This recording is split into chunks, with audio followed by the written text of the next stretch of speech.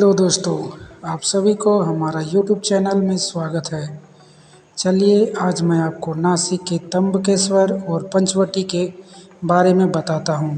त्र्यंबकेश्वर जो कि नासिक से 30 किलोमीटर की दूरी पर है। त्र्यंबकेश्वर मंदिर में जो ज्योतिर्लिंग है उसे त्रिमूर्ति कहते हैं, यानी ब्रह्मा, विष्णु और महेश।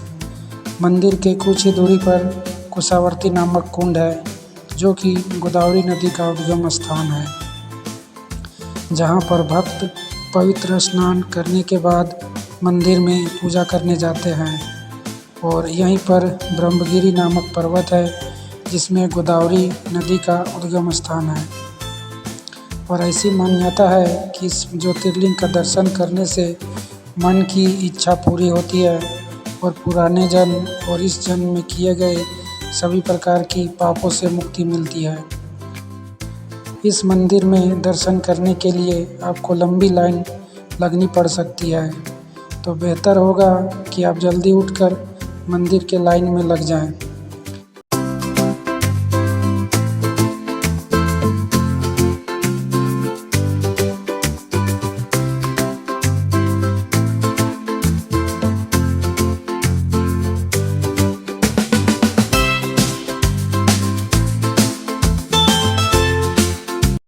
मेन मंदिर में पहुंचने से पहले नंदी महाराज के दर्शन हो जाते हैं।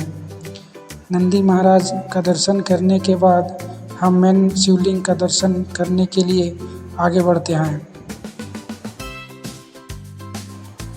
धीरे धीरे आगे बढ़ते रहने के बाद हम लोग मेन मंदिर में पहुंच गए हैं, जहां से शिवलिंग का दर्शन हो जाता है।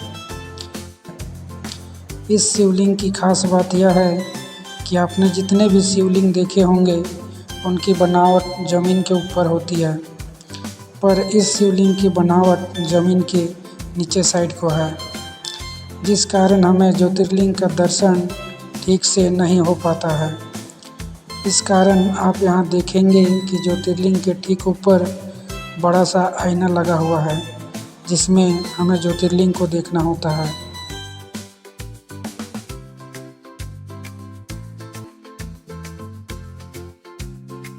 और अब हमारा दर्शन पूरा हो गया है।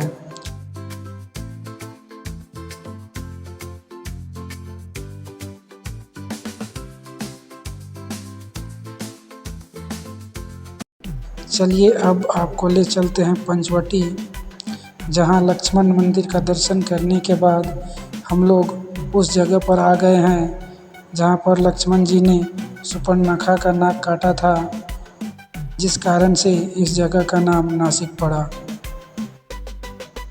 इसी जगह पर गोदावरी नदी और कपिला नदी का संगम स्थान है, और इसी जगह पर सीता माता का कुटिया भी है।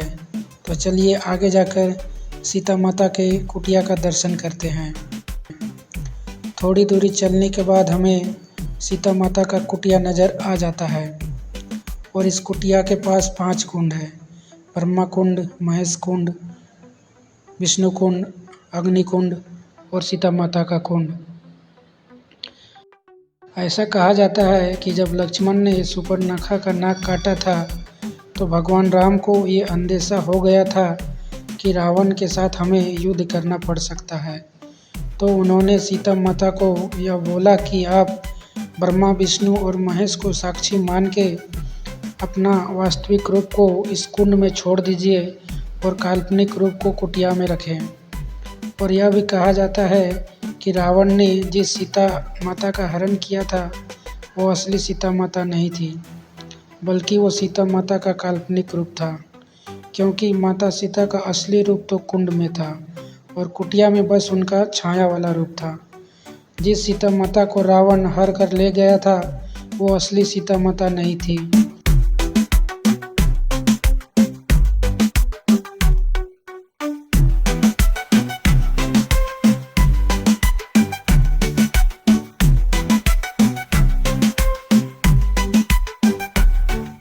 और कुटिया के बाहर निकलने के बाद हमें सर्वधर्म मंदिर मिल जाता है, जिसमें सभी धर्मों के देवी देवताओं के मूर्ति का दर्शन हो जाता है।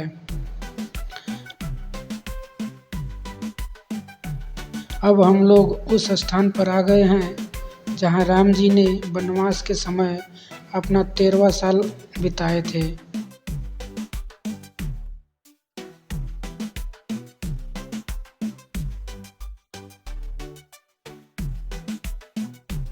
जब लक्ष्मण ने शूर्पणखा का नाक काटा था तो सीता माता को इसी गुफा में रखा गया था। गुफा के अंदर सीता माता का श्रृंगार स्थान है। गुफा के बाहर ही सीता हरण एग्जीबिशन है, जिसे आप 1 रुपया देकर देख सकते हैं।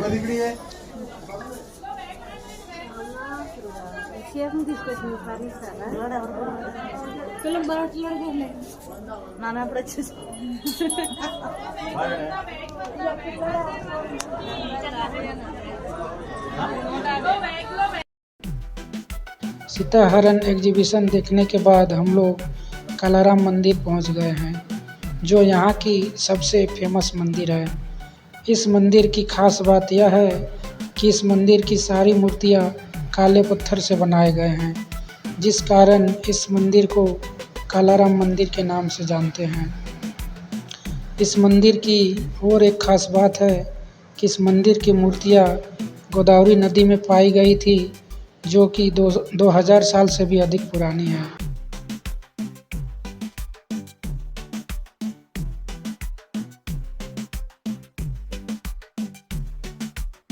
कालाराम मंदिर के दर्शन करने के बाद हम गोरेराम मंदिर आ गए हैं। इस मंदिर की मूर्तियाँ सफ़ेद पत्थर से बनाए गए हैं। यह मंदिर लकड़ियों से बना हुआ है, जो कि 200 साल पुरानी है। आप इस मंदिर में दर्शन के लिए ज़रूर आएँ।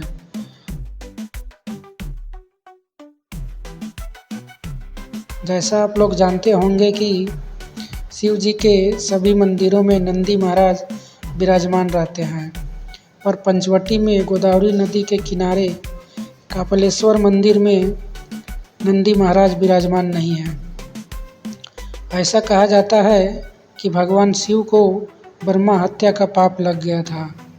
तब नंदी महाराज ने शिव जी को गोदावरी नदी में स्थित रामकुंड में स्नान करने के लिए कहा था, जिससे शिव जी ब्रह्मा हत्या से मुक्त हो जाते हैं। इसी कारण भगवान शिव ने नंदी महाराज को अपना गुरु मान लिया था। इस वजह से कपिलेश्वर मंदिर में नंदी महाराज विराजमान नहीं है।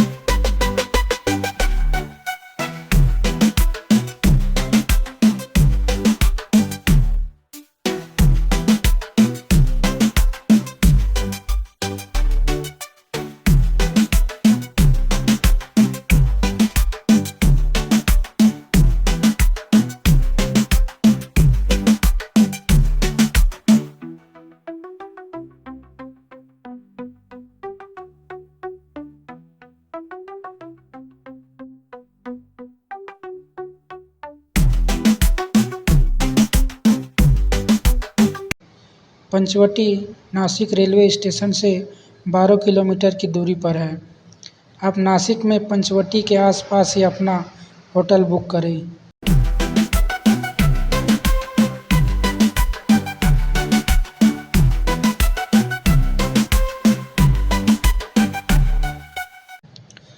एक दिन में आप नासिक के सभी जगहों का दर्शन कर सकते हैं, और अगर त्र्यंबकेश्वर जाना है तो आप नासिक में 2 दिन रुक सकते हैं।